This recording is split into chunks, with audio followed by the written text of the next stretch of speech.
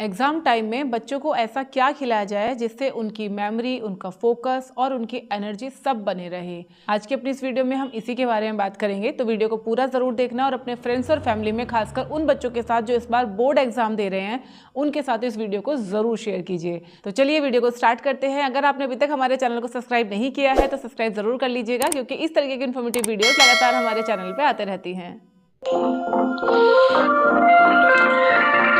सबसे पहली चीज जो बच्चों के खाने पीने से रिलेटेड आपको ध्यान रखनी है, दैट इज कि बच्चे कभी भी अपना ब्रेकफास्ट स्किप ना करें। अक्सर क्या होता है, एग्जाम के टाइम में बच्चों को स्कूल जाना होता है, सुबह जल्दी जाना होता है, तो वो लोग अपना जो टाइम उनके पास है ना, वो ब्रेकफास्ट ना करके पढ़ने में लगाते हैं कि भाई जल्दी जल्दी पढ़ लेते हैं, इतने टाइम में खाना खाएंगे, इतनी देर में हम कोई चैप्टर रिवाइज कर लेंगे।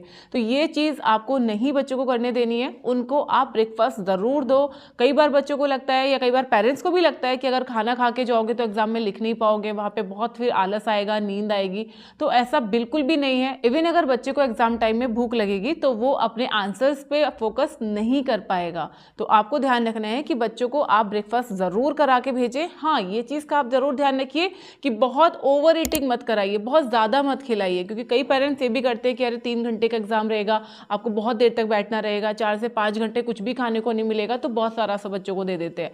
वो चीज आपको नहीं करनी है। न्यूट्रिशियस खाना देना है और एक लिमिटेड अमाउंट में देना है। जैसे न्यूट्रिशियस खाने में आप उनको दालों के चीले बना के दे सकते हैं, दूध के साथ में नट्स आप दे सकते हैं, फ्रूट्स आप सुबह सुबह आप उनको दे सकते हैं, या फिर उनको आप रोटी सब्जी दे सकते हैं, पनीर भुर्जी या सोया चंक्स या फिर एग भुर्जी अगर आप उनको देते हैं तो वो उनको ज़्यादा देर तक एनर्जी देगी। तो इस तरीके का कोई भी होममेड ब्रेकफास्ट आप उनको ज़रूर दीजिए।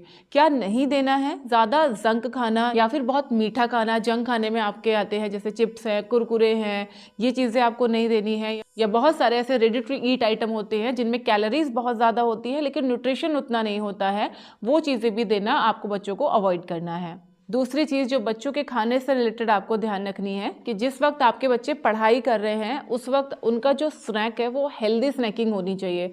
ऐसा नहीं है कि बच्चा बीच बीच में चॉकलेट्स खा रहा है या चिप्स खा रहा है या कुरकुरे खा रहा है या कुछ और ऐसा fried item, ready to eat item खा रहा है, बल्कि आप उनको भुने मखाने दे सकते हैं, भुने चने दे सकते हैं, भुना मुरमुरा दे सकते हैं, आप उनको घर की बनी हुई बेलपूड़ी दे सकते हैं।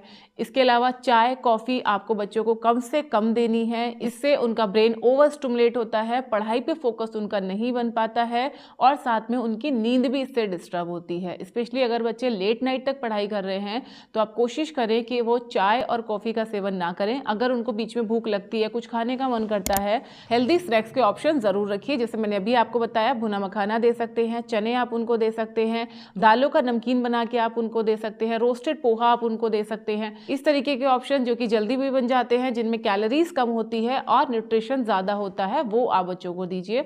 इसके अलावा आप उनको स्प्राउट चाट बना के दे सकते हैं या फिर आप उबले चने भी बच्चों के लिए रख सकते हैं। तीसरी चीज़ जो आपको ज़रूर से ध्यान रखनी है, स्पेशली एग्जाम के टाइम में, इस टाइम पे क्या होता है, एक तो मौसम ज़्यादातर जगह पे थोड़ा सा ठंडा रहता है तो बार बार प्यास नहीं लगती।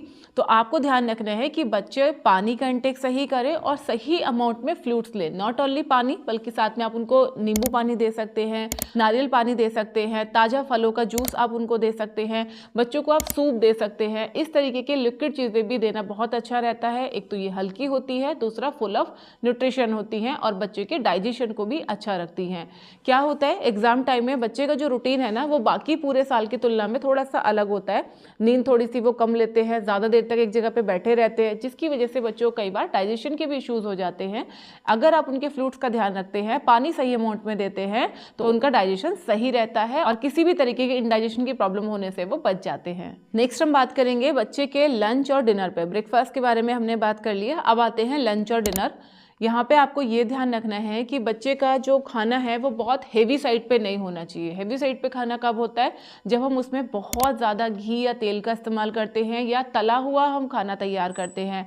जैसे आप स्टफ पराठे तैयार कर रहे हैं, पूड़ी बना रहे हैं, कचौड़ियाँ बना रहे हैं या तलने वाली सब्जियाँ बना रहे हैं, लाइक जैसे कोफ्ते बना रहे हैं, हलवा बना रहे हैं, यानी ऐसा खाना जो कि बहुत ज़्यादा कैलोरी डेंस है, वो अगर आप बच्चे को देते हैं तो वो बॉडी को काफ़ी लेथार्जी बनाता है, यानी पड़े रहने का मन करता है, उठने का मन नहीं करता है, एनर्जी की कमी हम महसूस करते हैं। तो ध्यान रखिए, एग्जाम टाइम में स्पेशली बच्चों को खाना थोड़ा सा हल्का दीजिए। हल्के का मतलब ये नहीं कि बच्चों को भूखा रखना है, हल्के का मतलब ये है कि उनका खाना न्यूट्रिशन डेंस होना चाहिए, जिससे उनकी एनर्जी बनी रहे, उनका फोकस लेवल बना रहे। जिसके लिए आप उनको लंच में नॉर्मल दाल चावल सब्जी रोटी साथ में छाछ आप उनको दे सकते हैं। चटनी आप उनको बना के दीजिए, ये काफ़ी अच्छी होती है डाइजेशन के लिए। डिनर में आप उनको दाल चावल दे सकते हैं, खिचड़ी दे सकते हैं, अलग अलग तरीके के सूप दे सकते हैं। सब्जी रोटी अगर बच्चा पसंद करता है तो डेफिनेटली आप उनको सब्जी रोटी भी दे सकते हैं, लेकिन रोटी के ऊपर या सब्जियों में बहुत ज़्यादा घी तेल या मक्खन का इस्तेमाल आपको नहीं करना है। दूसरा, खाने के टाइमिंग का भी ध्यान रखिए। अगर आपका बच्चा लेट नाइट पढ़ता है तो ये ज़रूरी नहीं कि आप उनको लेट नाइट ही डिनर दें। डिनर आप उनको टाइम पे दे दें, उसके बाद बच्चे को बोलो थोड़ा सा वॉक करने के लिए या फिर चलते चलते अपने टॉपिक्स रिवाइज करने के लिए।